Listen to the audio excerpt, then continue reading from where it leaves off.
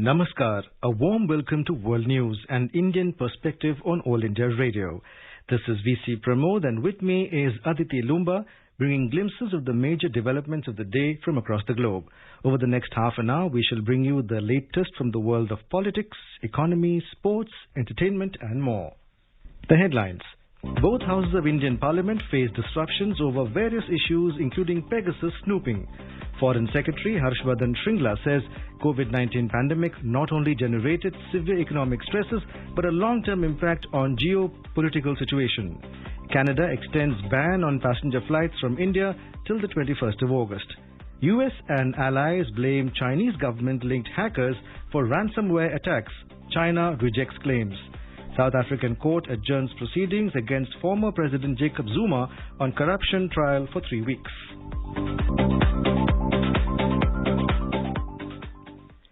As the nationwide free COVID-19 vaccination campaign at government facilities for those above 18 years is going on, we advise our young listeners to get vaccinated and also help others to get vaccinated. We also advise our listeners not to lower their guard as COVID-19 remains a threat to our health. Please stay at home unless it is essential to go out and continue to follow these 3 simple steps. Wear a face mask, maintain 2 gaz ki duri for social distancing, focus on hand and face hygiene. For any COVID-related information and guidance, contact national helpline numbers 011-2397-8046 and 1075. And now the news.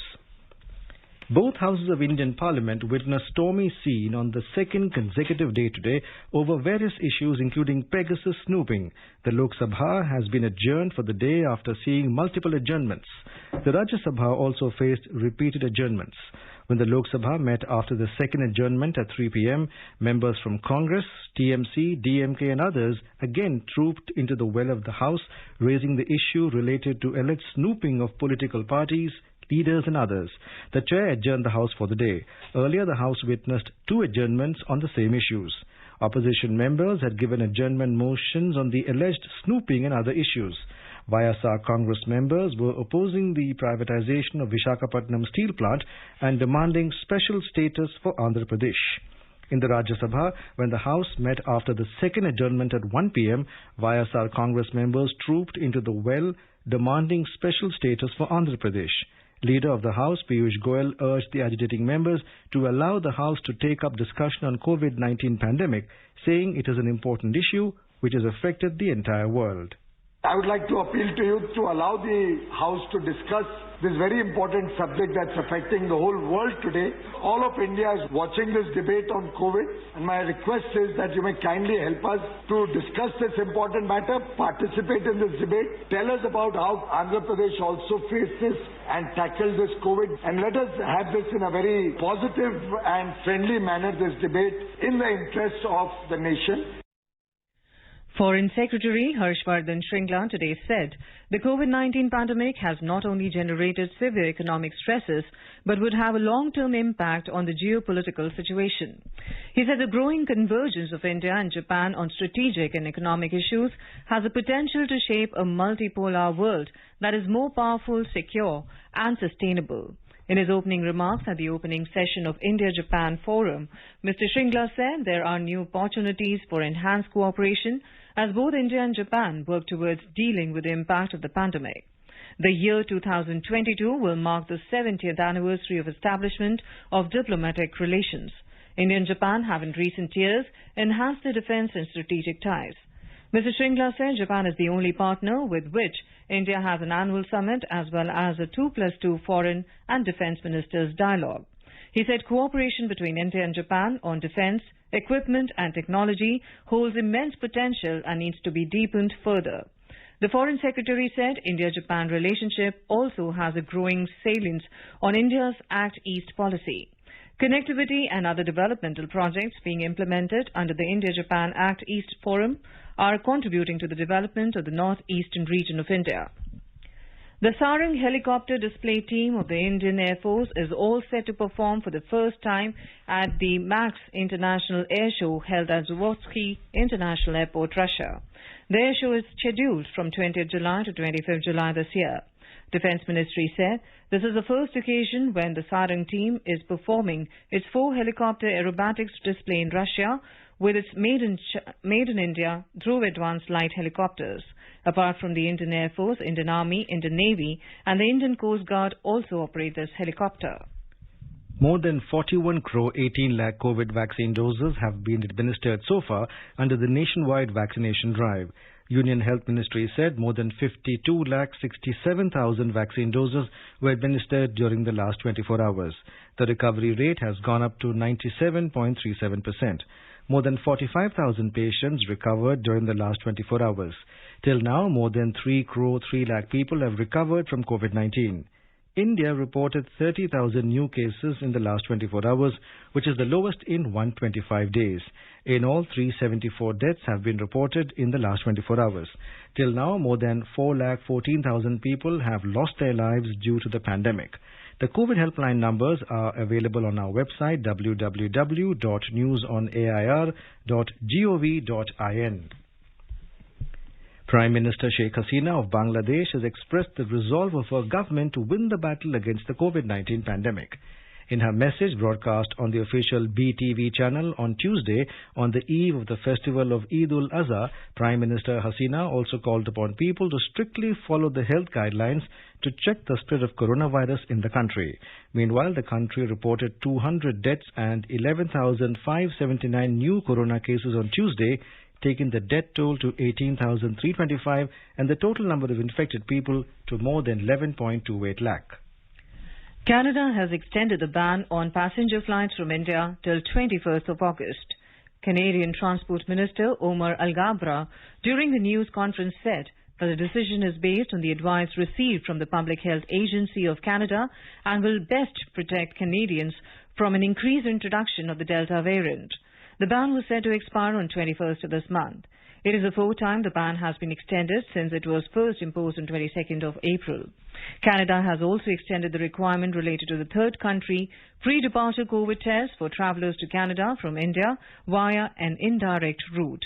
Travellers who have previously tested positive for COVID-19 must provide proof of a positive COVID-19 molecular test conducted between 14 and 90 days prior to departure instead of a negative COVID-19 molecular test. This proof must be obtained in a third country before the continuation of the journey to Canada. More than half of Australia's 25 million people were under lockdown after a third state adopted movement curbs to rein in the highly contagious Delta variant of coronavirus. Australia's infections and deaths are well below other developed nations, but its use of lockdowns, prompted by a sluggish vaccination campaign, is putting pressure on the national government, with polls at the lowest in a year and just months after elections are due to be held. South Australia, a state of 1.8 million, imposed a 7-day lockdown after detecting 5 infections linked to a returned traveller, just as the neighbouring state of Victoria extended by a week a 5-day lockdown that had failed to stop new cases. US and China traded barbs over widespread hacking of cyber systems of each other as cyberspace has become the latest front in tensions between the two countries. The war of words between the two largest economies started on Monday when the US and its allies said cyber actors working with China's Ministry of State Security had sponsored a massive hack of the Microsoft Exchange email software. US and its allies, including the EU, the UK, Australia, Canada, New Zealand, Japan and NATO, put up a united front on Monday in exposing and criticizing the Chinese Ministry of State Security's malicious cyber activities. White House Press Secretary Jan Psaki told reporters on Monday that it was the first time NATO has condemned China's cyber activities. China on Tuesday rejected the claims and accused the US of indiscriminate eavesdropping across the world. Chinese Foreign Ministry spokesman Hao Lian, reacting to the US and NATO allegation of China carrying out a global campaign of hacking, alleged that under the US encouragement, NATO has made cyberspace the new battlefield, which may in turn fuel the cyber arms race. In today's Hotspot section, we bring you a discussion on US and allies' acquisition of state-sponsored cyber fraud by China. In conversation with Skand Ranjan Tayal, former diplomat, and Manas Pratim Bhuyan, journalist.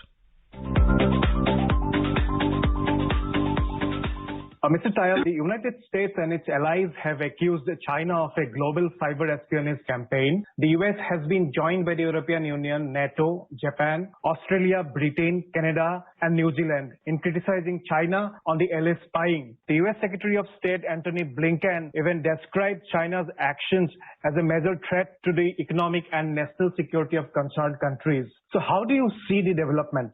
For the last 2-3 years, reports have been coming in the American press and European press of these very organized cyber attacks, both in fact from Russia and China.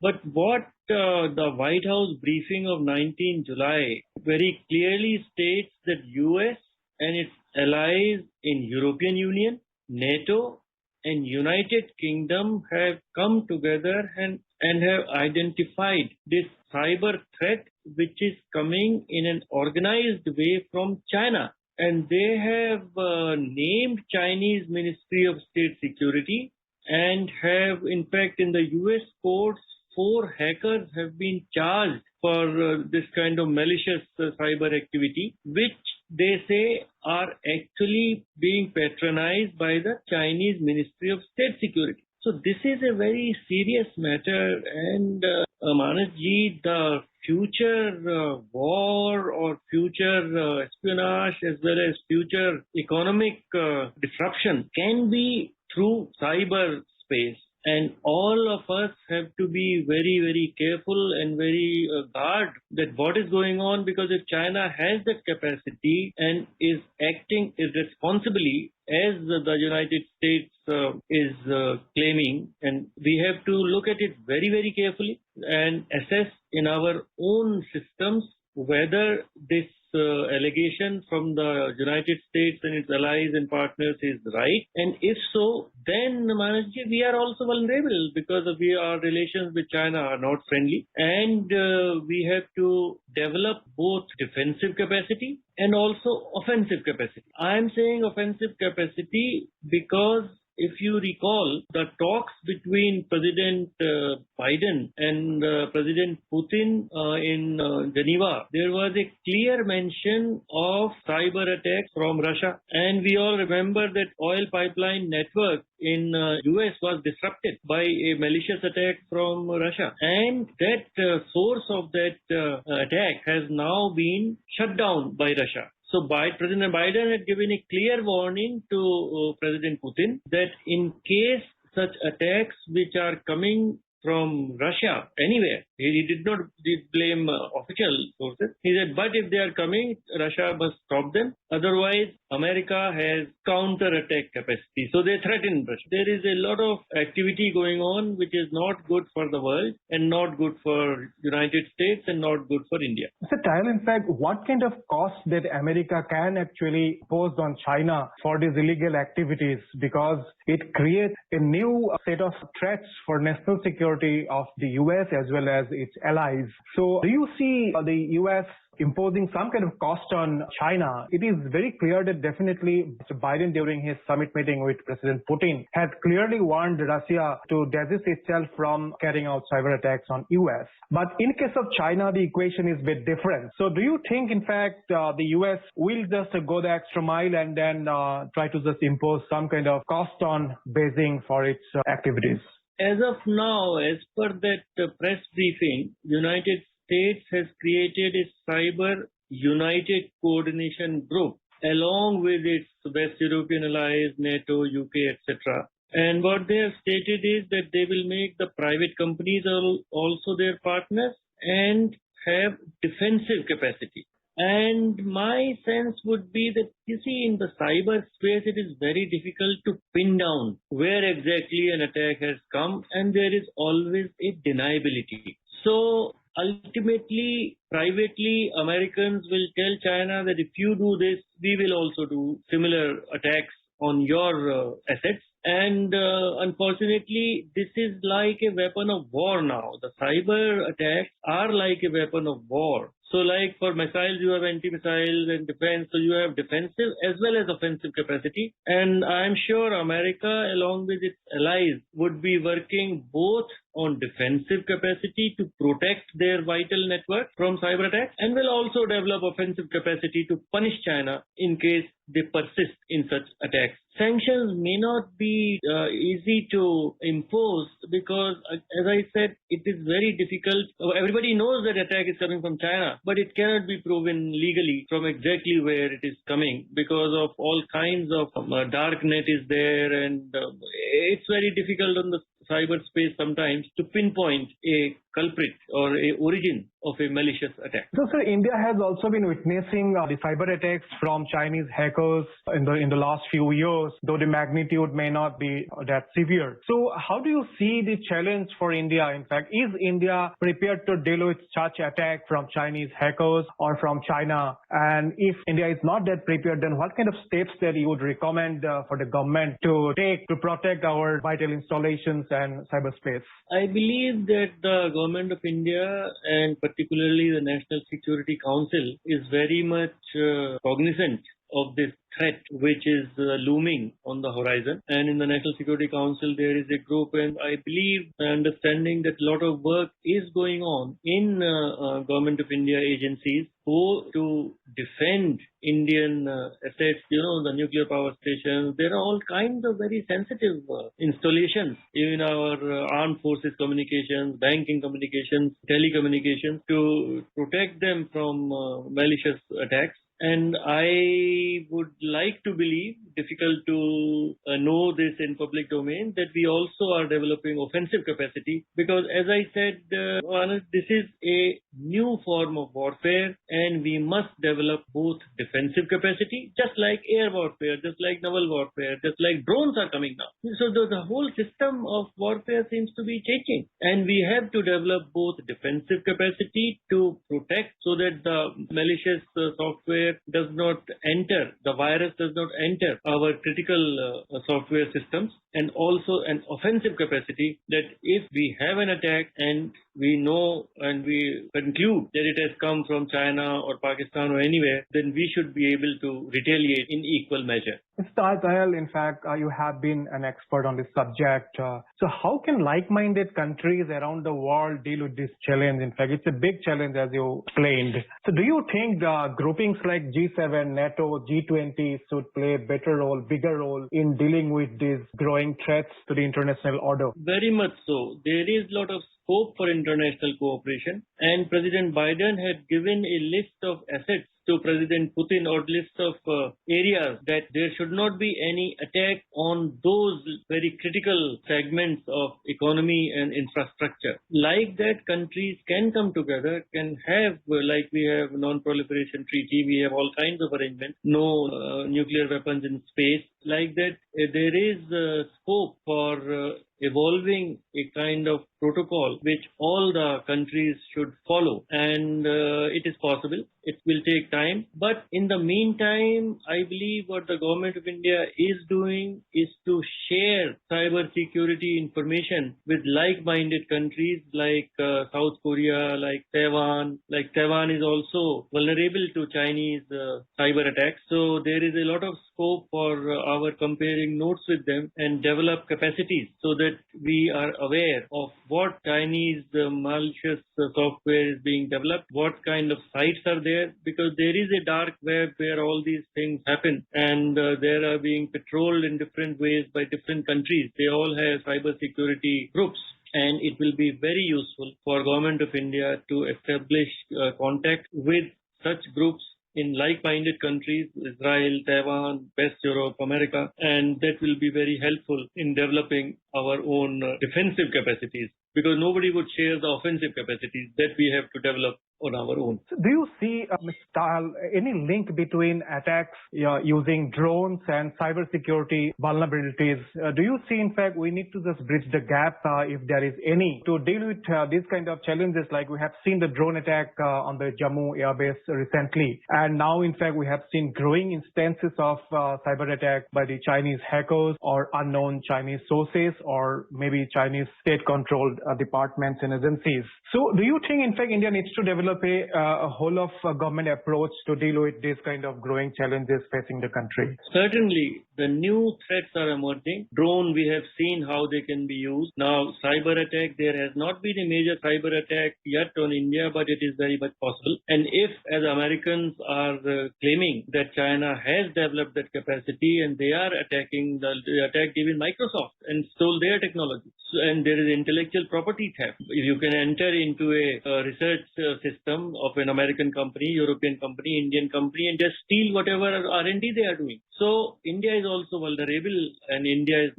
China is not friendly to India. So we have to be very mindful of this new danger which is on the horizon. And similarly for drones, that technology has been going on for almost a decade now. And earlier we saw it in Afpak region, Yemen, how Yemen attacked Saudi Arabian installations by drones, petroleum installations, telecommunication installations, airports. So this is a new threat to India, and Pakistan is in the neighborhood because China is too far. China cannot launch drones because it is 1,000 kilometers of almost uninhabited territory before they can strike anything. But from Pakistan, the Chief Minister of Punjab has been saying that the drugs are being sent by Pakistan to Punjab by drones, even armaments, pistols. So this is a new threat which we are facing, and I am confident that our security agencies and our government are very conscious of this new threat and are taking all steps to counter this threat. Thank you very much for your detailed analysis. Thank you. This is All India Radio giving you the world news. China has unveiled a high-speed maglev train with a design top speed of 600 kilometers per hour. As per Chinese official media reports on Tuesday, it is stated to be the world's fastest ground vehicle. The new maglev transportation system made its public debut in the coastal city of Qingdao, China's East Shandong province, state-run news agency reported. At least 3 rockets landed near the Afghan presidential palace today as Ashraf Ghani and a group of other leaders marked the start of the Muslim holiday of Eid-ul-Adha with prayers in the garden. Although there was no immediate claim of responsibility, it was the first rocket attack on Kabul since the Taliban launched a series of offensives to coincide with the final drawdown of foreign troops from the war-racked country. Interior Ministry spokesman Mirwais Tanikaze said 3 rockets appear to have been fired from a pickup truck. One did not detonate, he said. Tuesday's attack coincides with a sweeping Taliban offensive across the country as foreign forces wind up a troop withdrawal scheduled to be complete by 31st of August. A South African court granted former President Jacob Zuma's request for a delay in his arms deal corruption trial on Tuesday and adjourned proceedings for 3 weeks. Zuma is accused of receiving kickbacks over a $2 billion arms deal from the 1990s. He pleaded not guilty in May to charges including corruption, fraud and money laundering. He has evaded prosecution for more than a decade and portrayed himself as the victim of a politically motivated witch hunt. He appeared before the Pietermaritzburg court virtually but stayed silent while his legal team argued that a postponement should be granted so that he could appear in person. Billionaire Jeff Bezos blasted into space today in the first crewed flight of his rocket ship New Shepard. He was accompanied by Mark Bezos, his brother, Wally Funk, an 82-year-old pioneer of the space race, and an 18-year-old student. They traveled in a capsule with the biggest windows flown in space, offering stunning views of the Earth. New Shepard, built by Bezos' company Blue Origin, is designed to serve the burgeoning market for space tourism. The spacecraft lifted off at 14:12 BST from a private launch site near Van Horn, Texas. They parachuted back down to the West Texas desert 11 minutes later. And now a report from the business world. The BSE Sensex plunged 355 points or 0.68% to trade at 52,199.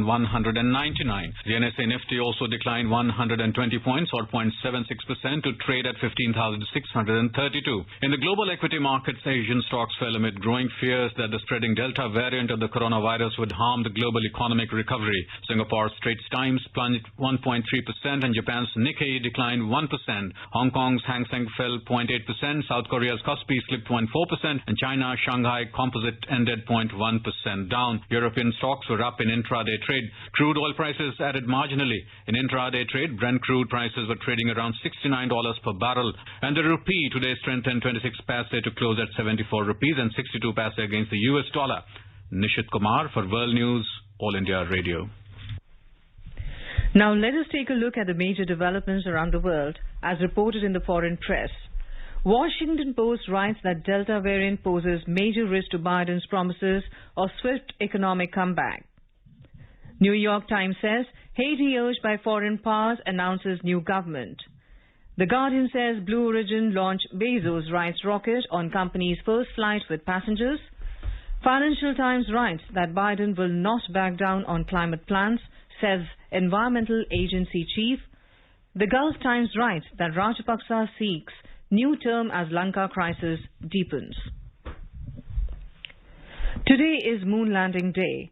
The day marks 52nd anniversary of the event when man first walked on the moon in 20th July 1969.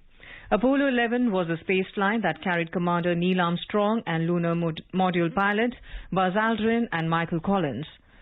While Aldrin and Armstrong made the first crewed landing on the surface, Collins was the astronaut who flew the Apollo 11 command module Columbia around the moon.